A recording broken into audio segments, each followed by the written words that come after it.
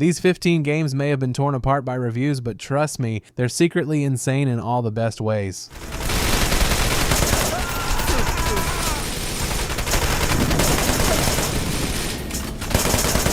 Coming in at number 15, we have Wanted Dead, a game that dropped with a loud thud in the review department. Critics tore into its clunky combat, weird pacing, and confusing narrative structure. And yes, it does feel like a throwback to 2007, but that's kind of the point. It wears its janky charm like a badge of honor. Underneath the surface, there's something oddly hypnotic about it. The game doesn't care about pleasing everyone. It's stylish, brutally difficult, and unapologetically bizarre. If you're into hack and slash with a dose of slow-mo gunplay and anime weirdness, this might be your secret favorite. And the soundtrack, it absolutely slaps. The game blends synthwave with metal, and somehow it fits perfectly with slicing dudes in half. Look, Wanted Dead isn't trying to be polished, it's trying to be memorable, and honestly, it is. It might have been destroyed by reviews, but once you understand the vibe it's going for, you'll realize it's way more insane, in a good way, than anyone gave it credit for.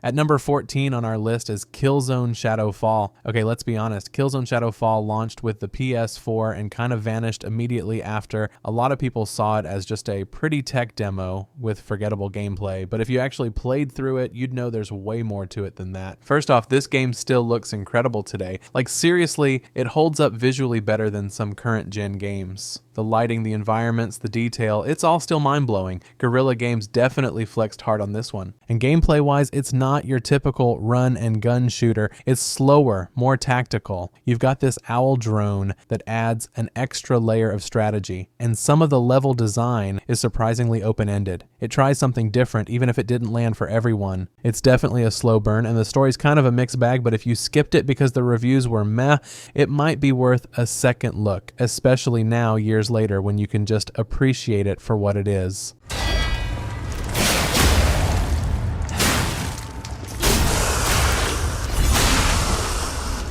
At number 13 on our list is Lies of P. Now this one's a bit divisive. Critics mostly praised it, but some of them couldn't get past the fact that it wears its Bloodborne inspiration a little too proudly. But let's be real, if you're gonna copy something, Bloodborne is a pretty solid choice. And Lies of P doesn't just copy, it refines. It's got tight combat, fantastic art direction, and a creepy mechanical spin on the whole Pinocchio thing that somehow works.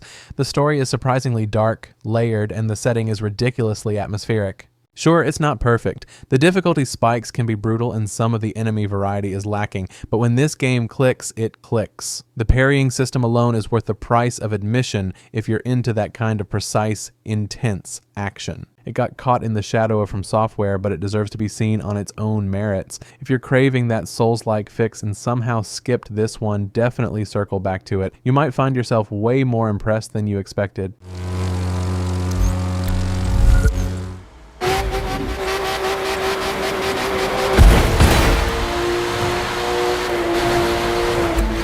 Drifting into number 12 is The Crew 2. Let's be real. Racing games that aren't named Forza or Gran Turismo usually get buried by reviews. The Crew 2 caught a lot of heat for being kind of shallow and overly grindy, but under all that, there's actually a ridiculous amount of fun to be had here. This game isn't just about racing, it's about racing everything. Boats, bikes, planes, cars, and switching between them mid-race. That never gets old. There's this toy box energy to it that just makes it fun to mess around in. And the map is basically a compressed version of the entire United States. It's huge. Driving coast to coast actually feels like a journey, and there's something cool about being able to just fly a plane over the Grand Canyon, then instantly drop into a drag race in Vegas. Yeah, it's not a hardcore sim racer, but that's kind of the point. It's like the arcade racer equivalent of a sandbox, and if you treat it that way, you'll probably have a blast, especially if you're playing with friends.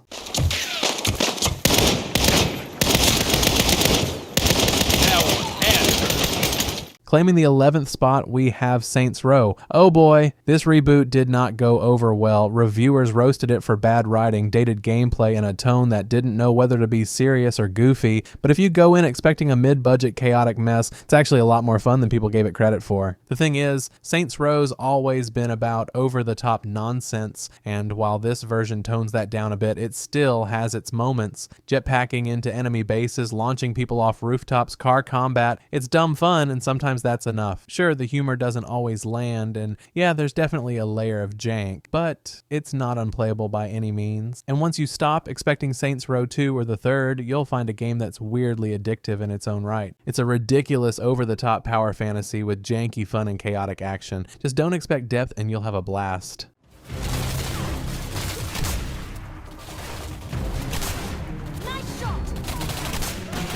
Dropping in at number 10 is Singularity. This game came and went so fast you'd think it never existed. Singularity was dropped into the 2010 FPS hurricane and got lost in the shuffle, despite doing a ton of cool stuff that games today still don't try. Critics mostly shrugged at it, but they missed out on something really unique. You get this time-manipulating device called the TMD, and it lets you do wild things like aging enemies into dust or reversing broken structures back to their original state. It's half Half-Life, half BioShock, and weirdly ahead of its time in a lot of ways. The story is surprisingly dark and twisty too. Alternate timelines, Cold War science gone wrong, government conspiracies. It's got that gritty, slightly B-movie vibe, but it works. And the pacing? Super tight. You're never doing the same thing for too long. It's honestly a shame this one got buried. It's the kind of game that would have absolutely thrived as a cult classic today. If you like weird sci-fi shooters with some brains behind the bullets, do yourself a favor and track this one down.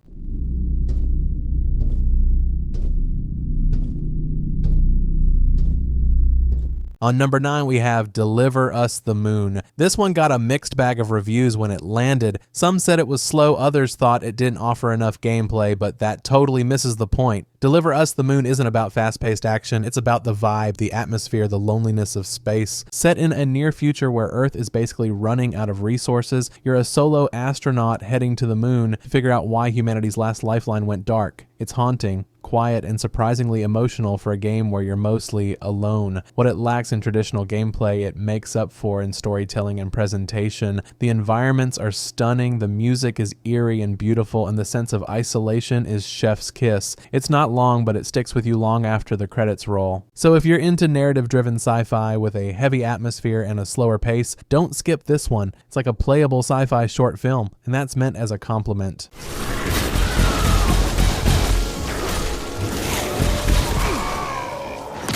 Sliding into number 8 is Evil West. This game got called outdated the second it dropped, and honestly, that's a bit fair. It's not breaking any boundaries, but that's actually what makes it so dang fun. It feels like a 2007 Xbox 360 game got lost in time and showed up now, guns blazing. You're a cowboy with an electric gauntlet fighting vampires, werewolves, and all kinds of eldritch nasties. The story is basically pulpy comic book madness, and the combat, crunchy. Every punch, every shotgun blast, every uppercut into a spike wall feels so satisfying. No skill trees that go on forever, no loot systems with 20 layers, just clean, brutal, arcade-style action. It's refreshingly straightforward, and sometimes that's exactly what you want. It's not trying to reinvent anything, and just perfect a very specific kind of chaos. If you ever missed those linear combat-heavy shooters like The Darkness or Darksiders, Evil West is gonna hit you right in the nostalgia. Don't expect nuance, just expect fun.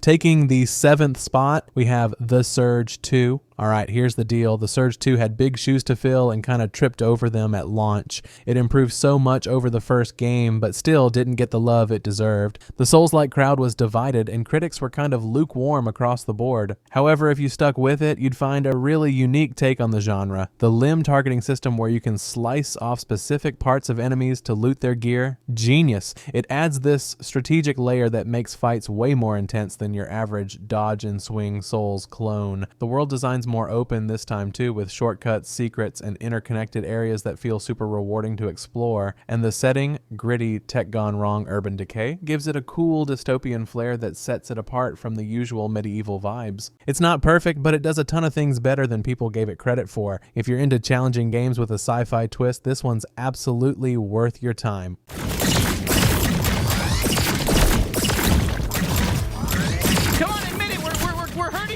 Landing at number 6 is High on Life. Yeah, this one caught a lot of flack for its humor. People either loved it or wanted to throw their monitor out a window. But underneath the talking guns and Justin Roiland's very specific brand of comedy, there's a surprisingly solid game in here. The game is part shooter, part Saturday morning cartoon from a dimension you shouldn't visit. It's vibrant, bizarre, and plays like a fever dream, but it's also got smart level design, great pacing, and weapon mechanics that are more clever than people expected. Each gun feels different and they all talk, which yes, can be annoying, but it also makes the world feel weirdly alive. There's even Metroidvania elements with upgrades unlocking new areas, which adds replay value and exploration depth. So yeah, the jokes might not land for everyone, but if you're into weird, experimental, and colorful shooters that take big swings, High on Life is way more fun than the internet made it seem.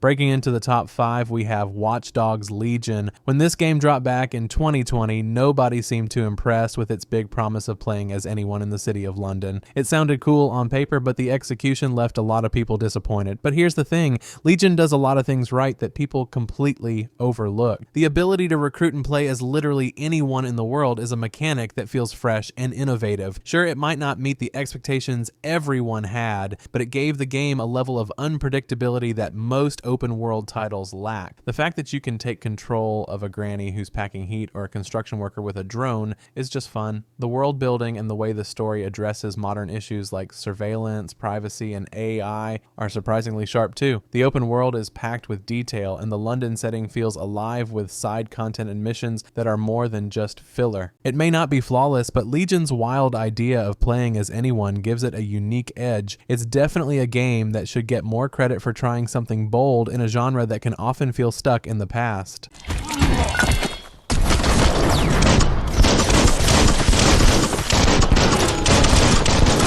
Taking the 4th position on our list is Biomutant. When Biomutant was first announced, people were excited about the promise of a furry open-world action RPG. Unfortunately, it got a pretty harsh reception due to its clunky gameplay and inconsistent story, but Biomutant is like that weird friend who's a little rough around the edges but full of potential if you take the time to get to know it. The setting is a post-apocalyptic world where creatures mutated by toxic forces roam free. The combat is fun and has a mix of martial arts and ranged weapons, giving you plenty of ways to beat up enemies. The mutation system lets you customize your character with abilities that impact both combat and exploration, which adds a nice layer of depth. The game's charm is in its weirdness. Its story is strange, but not in the way you'd expect. It feels a bit like Mad Max meets Kung Fu Panda, and the colorful world gives off a weird offbeat energy that's honestly kind of refreshing in a sea of gritty open world games. To put it simply, Biomutant is a quirky adventure that has a lot to offer for players who love oddball worlds with rich lore, creative gameplay, and a sense of humor.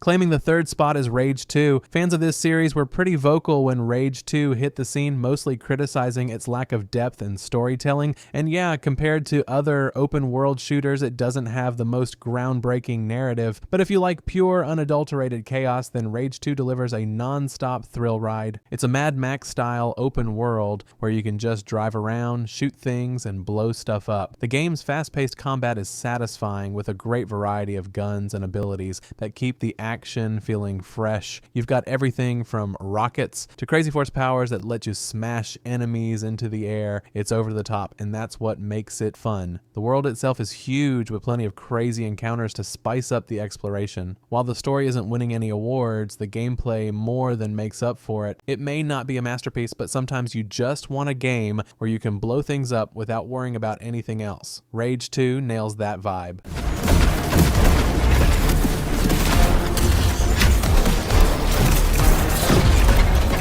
Our runner-up at number 2 is Immortals of Aveum, a game with a bit of an identity crisis. Some reviewers didn't quite know what to make of it, seeing it as too formulaic in certain areas while being innovative in others. But if you're into magical FPS combat with deep world building, this game is a hidden gem that's worth a deeper dive. What sets Immortals apart is its focus on magic-based combat. Forget the usual guns. You're using powerful spells to obliterate enemies in fast-paced tactical combat. The gameplay is fluid, and the magic-based abilities abilities are a blast to use, each one feeling like an epic cinematic moment. It's a shooter with a twist, and it works surprisingly well. The world building is solid too. You're exploring a beautifully crafted world filled with lore and history, and while it can be a bit standard fantasy fare, the presentation and tone keep things fresh. The combat encounters are varied, and the progression system keeps you unlocking more powerful abilities. Despite not setting the world on fire with critics, Immortals of Aveum offers a refreshing take on the magic shooter genre that really deserves more attention.